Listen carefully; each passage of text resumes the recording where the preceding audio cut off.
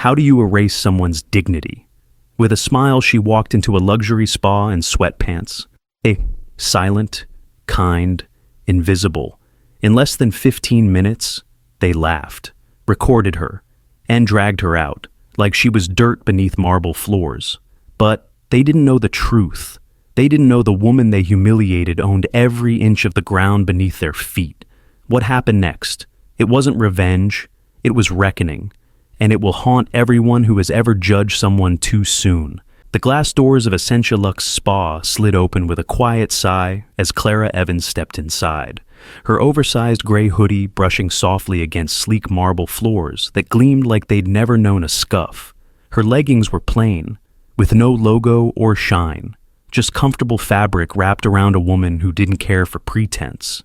The scent of jasmine and eucalyptus filled the air, along with something colder, judgment. The receptionist barely looked up before frowning, her eyes flicking down to Clara's sneakers, the simple tote bag on her shoulder, and the absence of makeup on her face. "Can I help you?" she asked, voice sharp enough to slice through the aromatherapy mist. Clara smiled gently. "I have a 3:00 appointment, Clara Evans." The woman typed something half-heartedly, lips pursed, posture shifting as if standing in the presence of someone beneath her comfort zone.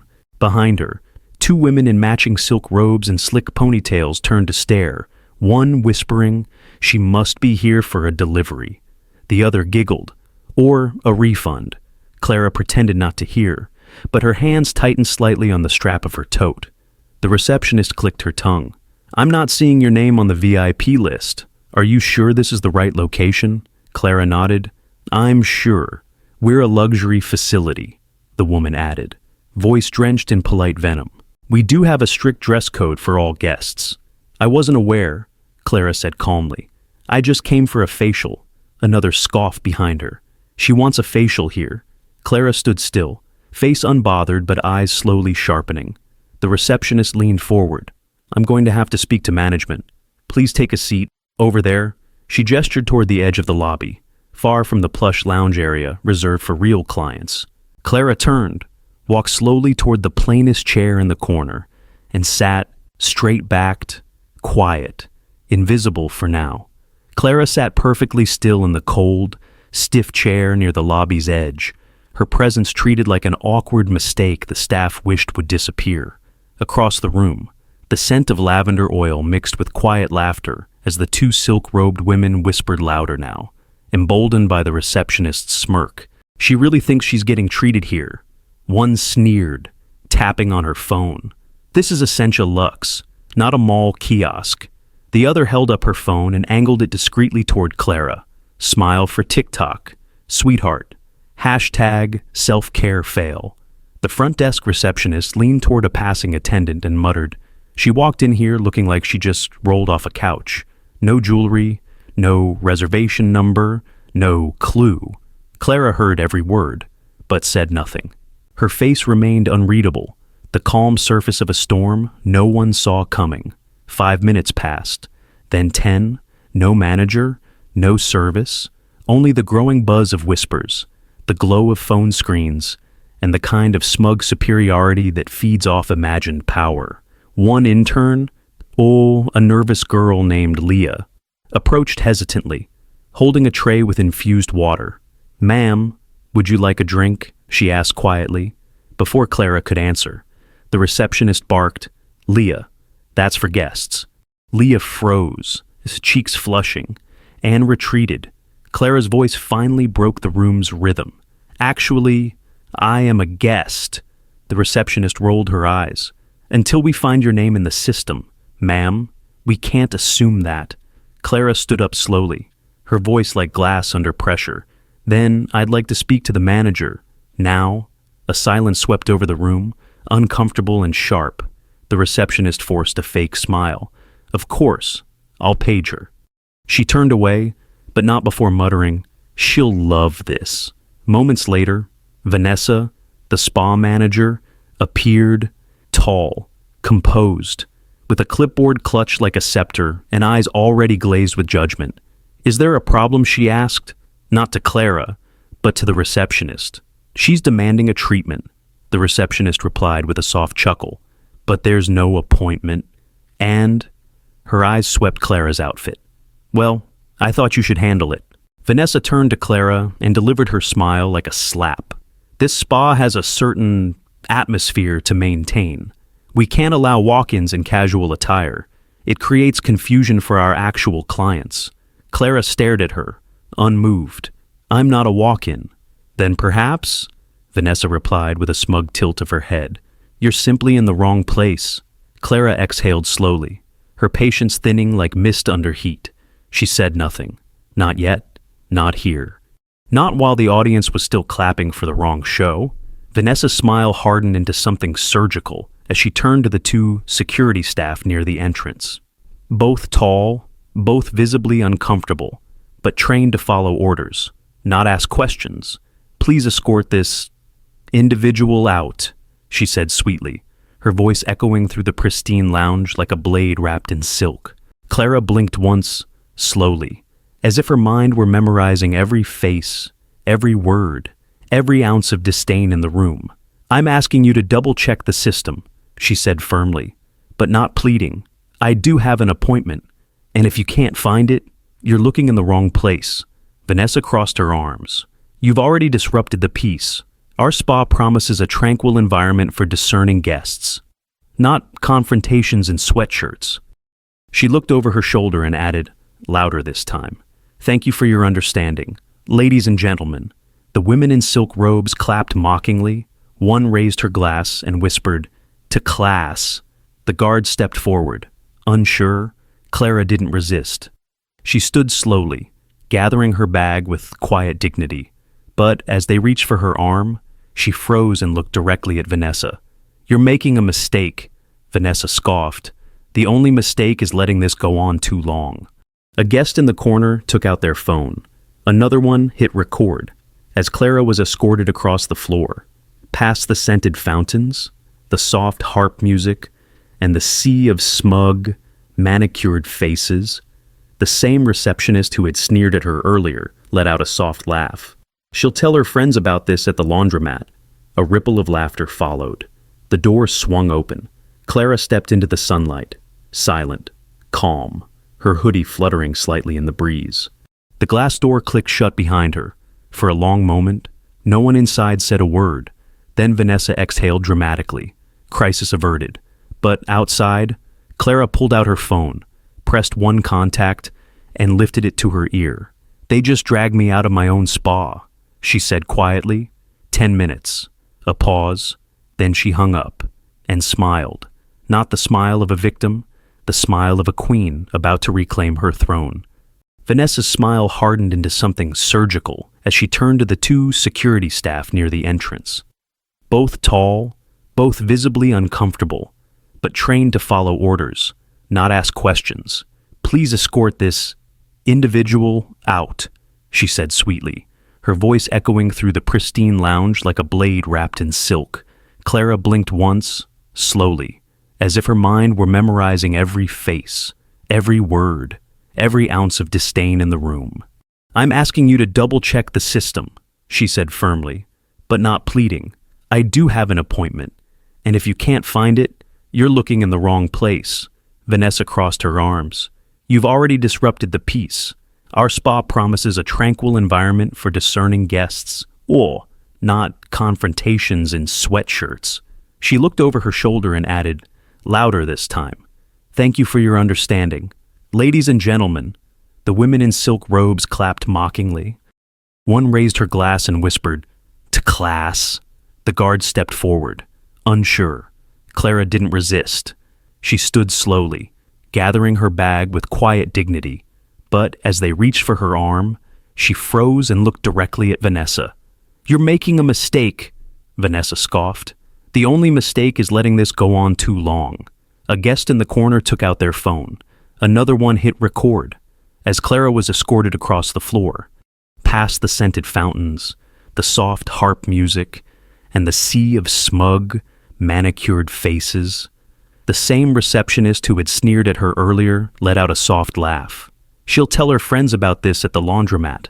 A ripple of laughter followed. The door swung open. Clara stepped into the sunlight, silent, calm, her hoodie fluttering slightly in the breeze. The glass door clicked shut behind her. For a long moment, no one inside said a word. Then Vanessa exhaled dramatically. Crisis averted. But outside, Clara pulled out her phone, pressed one contact, and lifted it to her ear. "They just dragged me out of my own spa," she said quietly. 10 minutes, a pause. Then she hung up and smiled. Not the smile of a victim, the smile of a queen about to reclaim her throne. The valet barely had time to react before the black McLaren GT curved into the circular driveway of Essentia Luxe Spa with the precision of a predator. Its matte finish shimmered under the afternoon sun, elegant but lethal. Well, like the man who stepped out of it.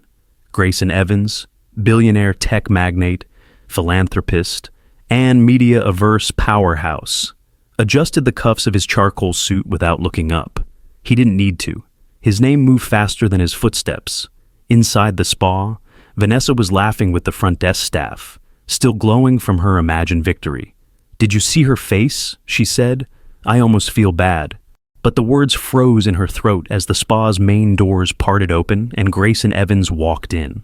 Alone, silent, eyes locked forward like a storm in slow motion. Guests gasped. Employees blinked. Vanessa straightened. "Oh my God, it's him," the receptionist whispered, eyes wide. "Grayson Evans. Why is he here?" Grayson didn't pause. He moved through the lobby with the quiet intensity of a man who'd built empires and buried obstacles. One look from him, and every sound in the spa dropped into nothing. The harp music faded. The laughter died. He walked past the receptionist without a word, past the silk-robed guests now standing, confused and curious, and stopped directly in front of Vanessa. "You're the manager here," he said. Not a question, a statement of fact. Vanessa cleared her throat. "Yes, sir, it's an honor. I wasn't aware we were expecting you." Grayson turned slightly, as if observing the space with disinterest. "Where is your guest record from today?" Vanessa stumbled to the desk, pulled up the screen. "Of course. Right here. Full access. Just a second. And Clara Evans," he said, his voice dropping into steel. "What did you do when she arrived?" The name hit the room like a crack of thunder. Vanessa's hands hovered over the keyboard. We had a misunderstanding. She wasn't listed, so you had her dragged out in front of your clients," he interrupted coldly. "You mocked her. You laughed at her, and you filmed it." He turned his gaze toward the trembling receptionist. "Didn't you?" Her lips parted. Nothing came out. Grayson stepped back and looked around the room, his voice rising only enough to reach every corner. "You removed the owner of this spa from her own building because she wore a hoodie." A gasp echoed through the crowd. Vanessa's knees nearly buckled. "I didn't know." "Because you didn't ask," Grayson snapped. "You didn't treat her like a person. You treated her like a stain." Behind him, the doors opened once more. Clara walked in, not quietly this time, but with the weight of 100 eyes turning in her direction. She was still wearing sweatpants, still unbothered, still powerful. And this time, everyone noticed, Clara stepped into the lobby like she had never left. Only now, the air shifted around her. The same staff who had rolled their eyes now stared like they were seeing a ghost. The women in silk robes froze mid-sip, eyes wide with dawning horror. Vanessa stood stiffly, her mouth twitching as if trying to form a smile that no longer had a place. Clara said nothing at first. She simply walked beside Grayson, who turned to face the room like a judge returning to a courtroom soaked in arrogance. "Let me make this very clear," he said, his voice sharp and resonant. "This woman, my wife, was publicly insulted, mocked, filmed, and forcibly removed from her own spa by the very people she trusted to protect its values. The silence that followed wasn't quiet. It was deafening. You could hear the shallow breaths, the tight throats, the panic rising behind wide eyes. This spa, Grayson continued, wasn't just a business investment. It was my gift to her, a wedding gift. Clara Evans is not only my wife, she is the sole legal owner of Essentia Luxe. Whispers broke out like cracks in porcelain. A guest dropped her phone. The receptionist backed into her desk. Vanessa's face lost all color. No one told me. There was nothing in the system. Because you never asked for ID, Clara finally said, her voice calm but piercing. You made a decision the second I walked through those doors, based on what I wore, not who I was. I assumed, Vanessa stammered, her voice unraveling. You assumed wrong, Grayson said coldly, and the entire internet is about to watch you do it. He gestured toward the guests whose phones were still recording. Videos are already flooding social media. Clara stepped forward, her gaze level with Vanessa's. Do you know what luxury really is? She asked softly. It's not marble. It's not eucalyptus air. It's how you make someone feel when you think they have nothing to offer you. Vanessa tried to speak again, but Clara raised a hand. Save your apology for HR. I no longer want you speaking on behalf of my brand. Gasps followed. Vanessa's mouth dropped, her clipboard slipping from her hand as Clara turned to the room. Not for applause, not for pity, but for truth. I'm not the woman you thought I was, she said quietly, but I am the woman who owns everything you see around you, and with that, the power in the room shattered and rebuilt itself. Around her. The lobby held its breath as Clara turned toward Grayson, who reached into his coat and pulled out a black leather folder. Sleek, understated, embossed with her initials in gold. He handed it to her wordlessly. Clara opened it slowly, revealing crisp documents lined with legal signatures and sealed stamps. Property title, Essentia Luxe Spa. Owner, Clara Evans. Beneath it, the operating license, board registration, and full executive authority. No assistant, no figurehead. She didn't just marry into wealth. She held it. These were filed 2 years ago, Grayson said coolly. The business has operated under Clara's name ever since. You've all worked for her and never even bothered to learn the name on your own paycheck. Vanessa looked like she might collapse. Please, Mrs. Evans, I didn't mean to offend. I was just trying to uphold standards. If I'd known... But that's the point, Clara interrupted sharply. You did know. You knew I didn't fit your image of wealth. You knew I didn't belong to the bubble you built around yourself. That was all the permission you needed to humiliate me. Her voice was steady, but each word cut deeper than the last. You thought kindness was optional. It isn't. She stepped forward, holding the ownership papers in one hand like a mirror. Your entire job is to create peace, and instead, you chose cruelty. You weaponized appearance. You built your confidence on exclusion. And now it's coming down. Vanessa's voice cracked. I've worked here for 6 years. Then you should have known better 6 years ago, Clara snapped. And I should have seen this culture sooner. She turned to the front desk. Bring in HR, then to the stunned receptionist. Leave your badge. The woman hesitated. Clara didn't blink. Now. The badge hit the counter with a soft click. Security appeared in silence. No force, just finality.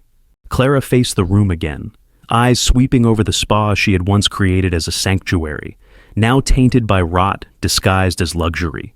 From this moment on, she declared, Essentia Luxe is not just a name. It's a promise, and anyone who cannot treat others with dignity, no matter how they dress, will never belong here. She didn't raise her voice because she didn't need to. Power didn't come from volume, or it came from truth. And now, everyone was finally listening. The line between luxury and illusion shattered beneath Clara's feet as she stood at the center of the spa's grand lobby. Not as a woman seeking service, but as the owner reclaiming her domain. She turned toward security and nodded once.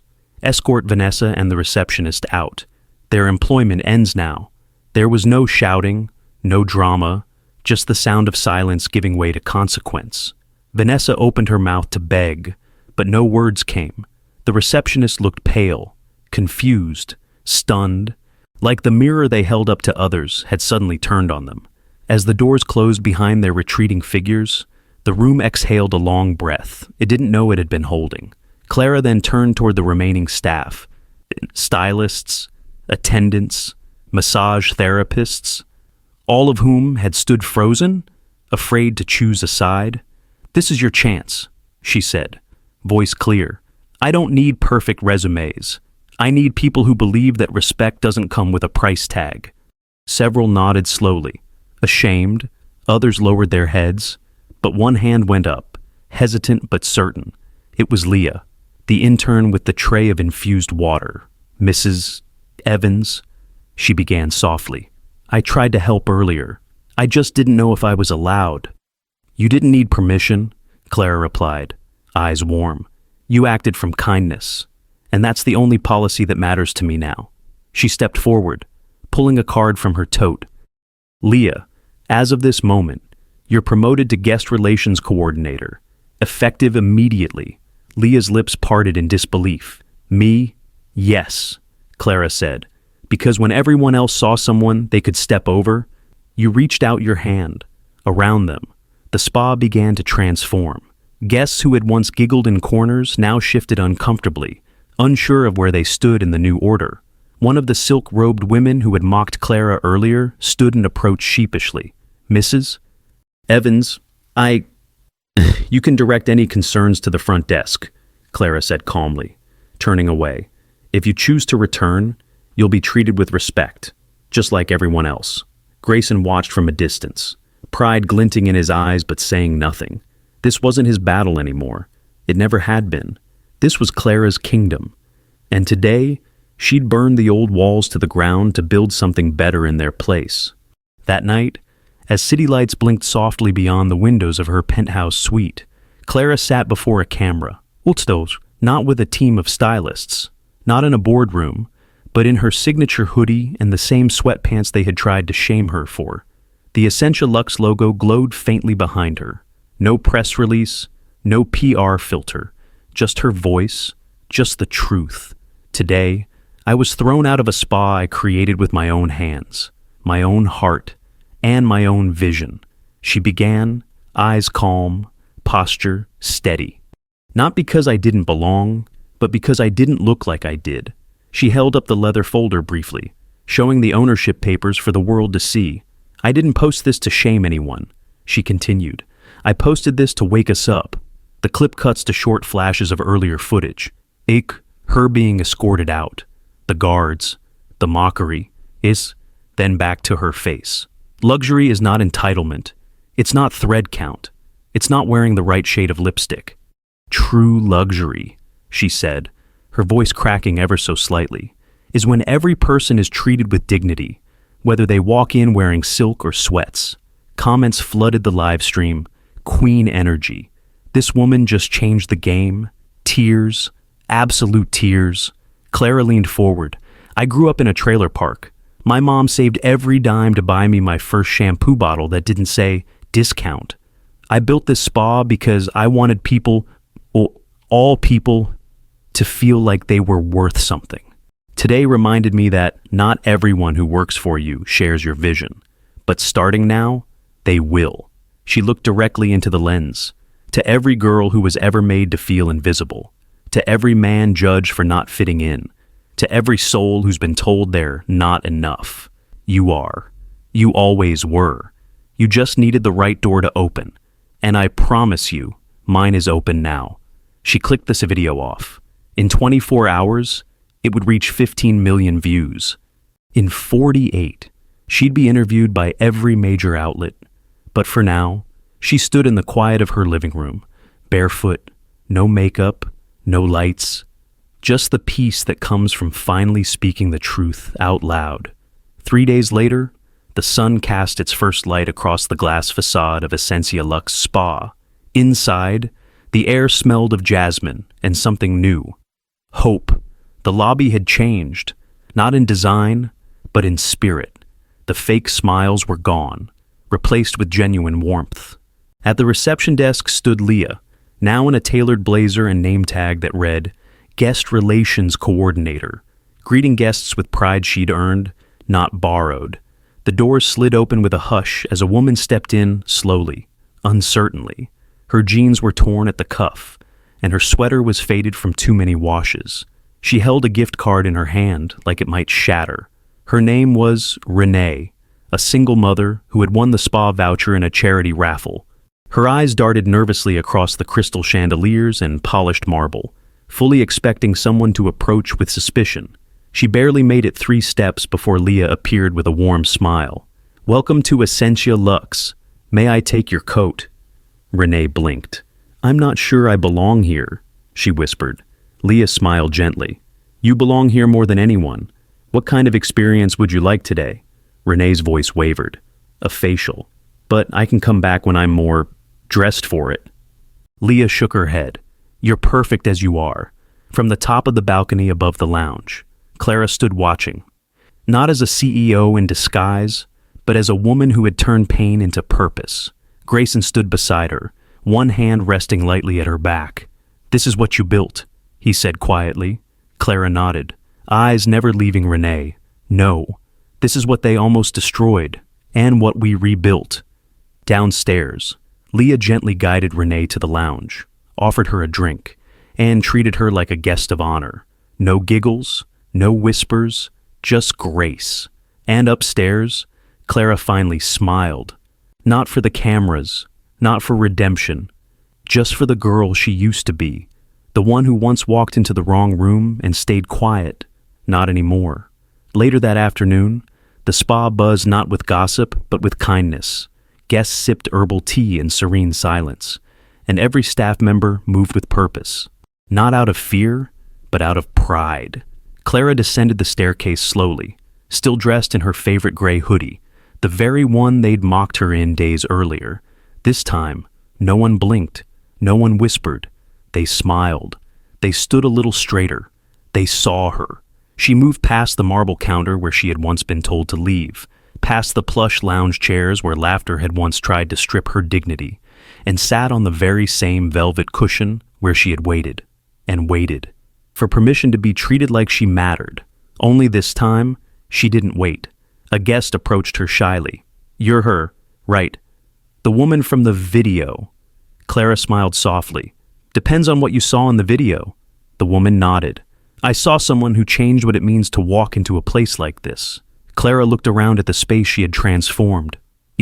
Not with money, not with revenge, but with truth. "Good," she said, "because that's exactly what I came here to do." She stood again, walking toward the doors with quiet grace. As she pushed them open and stepped into the golden afternoon light, a little girl holding her mother's hand turned and whispered, "She looks just like you, Mommy." Her mother smiled. "She looks like all of us. Sometimes the world will try to define you by your outfit, your silence, or your scars. But the truth is, what you wear has nothing to do with what you own. Walk like you belong, because you do. Share this story. Someone you love may need to remember their worth." She didn't scream. She didn't threaten. She watched, quietly, as every fake smile turned to horror. And when the truth dropped, it wasn't loud, it was surgical. She forgave no one. She fired them. She made no speeches. The silence was the speech. Now every person who laughed at her flinches when the door chimes. Just because they never know who they're about to judge. If this story unsettled you, good. Because the real danger isn't cruelty, it's comfort in cruelty. And the next, nobody you dismiss might be the one who signs your paycheck.